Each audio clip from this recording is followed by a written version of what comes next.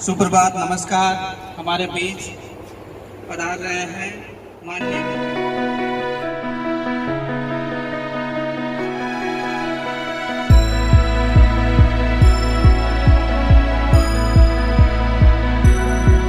Professor Dinesh Sharma ji का अनुरोध करता हूं, उनका निवेदन करता हूं कि वो हम सबका मार्गदर्शन करें।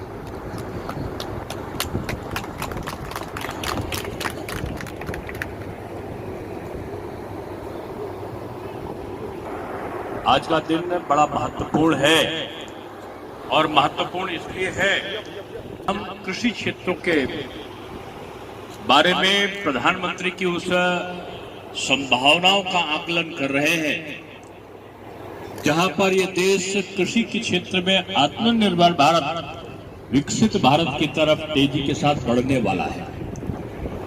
भारत के प्रधानमंत्री जब से प्रधानमंत्री बने हैं उनका हर समय यही प्रयत्न रहा कि जो नीचे का व्यक्ति है वो ऊपर उठे और जो ऊपर का व्यक्ति है वो नीचे के व्यक्ति को अपने साथ ले।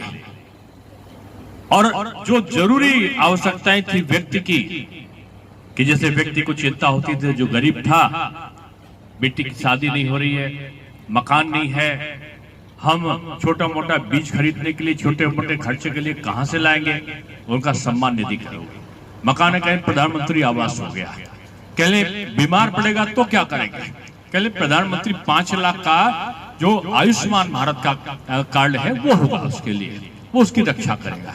शौचालय का निर्माण नहीं है, नहीं, शौचालय का निर्माण भी सरकार करेगी। घर में जो यहाँ के हम लाते हैं लकड़ी बटोर कर और फिर जलाते हैं, तमाम बीमारियां होती हैं, खाना कैसे बनाएंगे, नहीं कि गैस का चूल्हा भी सरकार देगी।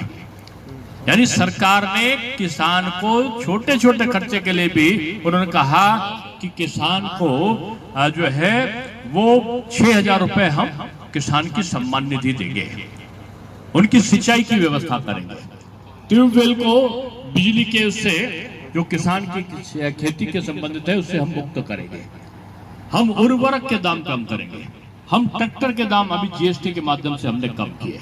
और ये सारी चीजें क्यों की? क्योंकि किसान की आमदनी बढ़े। अब किसान की आमदनी बढ़े उसके लिए जरूरत क्या है? उन्नत किस्म की फसलें वो उगाना सीख जाए। फसलों के साथ साथ जैसे मछली पालन है या कुछ और है वो करना अच्छी प्रकार से सीख जाए, जिससे अतिरिक्त आय का सृजन हो। और यही सारी चीजों को लेकर आज 42,000 करोड़ रुपया माननीय प्रधानमंत्री इससे अधिक योजनाओं का शुभारंभ आज कर रहे हैं। इसमें तमाम योजनाओं का लोकार्पण भी है। इसमें 24,000 करोड़ रुपए के व्यय की प्रधानमंत्री धन धान्य कृषि योजना, ये प्रधानमंत्री की धन धान्य कृषि योजना का जो शुभारंभ है, ये निश्चित रूप में भारतवर्ष के 100 जिले, कम से कम 100 जिले का दशा और दिशा कृषि के क्षेत्र में परिवर्तित करने वाले हैं। इसमें अंतर्गत 100 जिलों का न केवल कृषि के क्षेत्र में कायाकल्प होगा, उत्पादन बढ़ेगा, उत्तम किस्म की फसलों का लगाना हमारा किसान सीखेगा, बीज उपलब्ध होगा, ऋण उपलब्ध होगा, उसके क्षेत्र का विस्तार होगा, सिंचाई की दशा में परिवर्तन होगा और भंडारण के द्वारा उसकी फसल का उचित मूल्य समय पर उसको उपलब्ध हो सके, इसके लिए प्रयत्न होगा। जी ने कहा था जय जवान जय किसान। जब चीन से हमारा युद्ध हुआ था, पाकिस्तान से युद्ध हुआ था, हमारे अटल जी ने उसमें जोड़ दिया जय जवान जय किसान, और उसके बाद उन्होंने जोड़ा कि जय विज्ञान। और आज जय विज्ञान का जो प्रयोग है उसमें बढ़ाकर मोदी जी ने एक और चीज जोड़ दी, उनका जय जवान जय किसान जय विज्ञान जय अनुसंधान।